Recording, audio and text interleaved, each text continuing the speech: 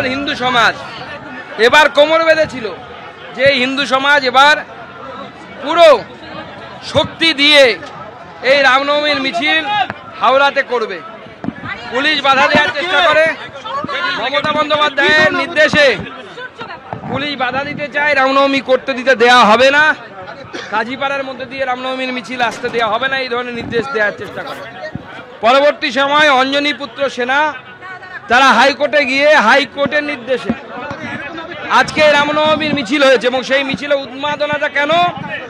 কারণ গতবার যারা পাথর মেরেছিল, যারা বাধা দিয়েছিল, এবার তাদের বুকের উপরে হেঁটে আমরা রামনবমী করেছি। প্রতিবার আমরা করব, তাদের বুকের উপরে রামনবমী করব। ভারত রামের দেশ, রাম ভারতের, ভারত রামের, এর বাইরে কোনো কথা হবে না।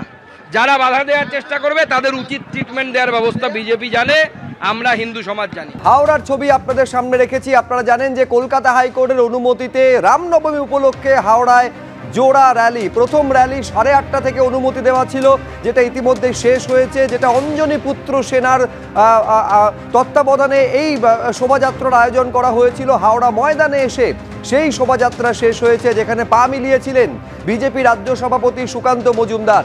দ্বিতীয় যে র্যালি, যেটা 3টে থেকে শুরু হওয়ার কথা রয়েছে বিশ্ব হিন্দু পরিষদের, একেবারে এই যে ছবি দেখতে পাচ্ছেন, পুলিশি নিরাপত্তায় শিবপুরের কাজীপাড়ার নরসিংহ মন্দির থেকে এই অঞ্জনী পুত্র সেনার মেগা র্যালি আজকে হয়, যেখানে সামিল হয়েছিলেন বিজেপি রাজ্য সভাপতি।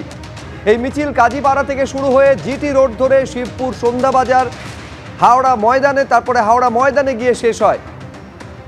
দুটো মিছিল কলকাতা হাইকোর্টের অনুমতিতে হচ্ছে এবং কিছু শর্তও এক্ষেত্রে বেঁধে দিয়েছিল কলকাতা হাইকোর্ট। 500 করে দুটো মিছিলে 1000-এর মতন লোক সেখানে থাকতে পারবেন, এই নির্দেশ দেওয়া হয়েছিল।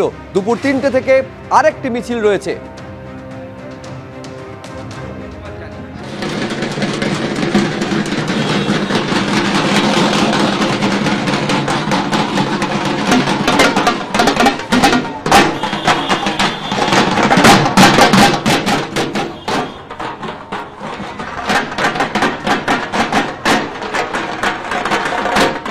বিজেপি যে হিন্দু ধর্মের কথা বলে, বাংলার মানুষ সেই হিন্দু ধর্ম মানে না। বাংলার মানুষ রামকৃষ্ণের দেবের হিন্দু ধর্ম, বিবেকানন্দ দেবের হিন্দু ধর্ম, চৈতন্য দেবের হিন্দু ধর্মে বিশ্বাস করে।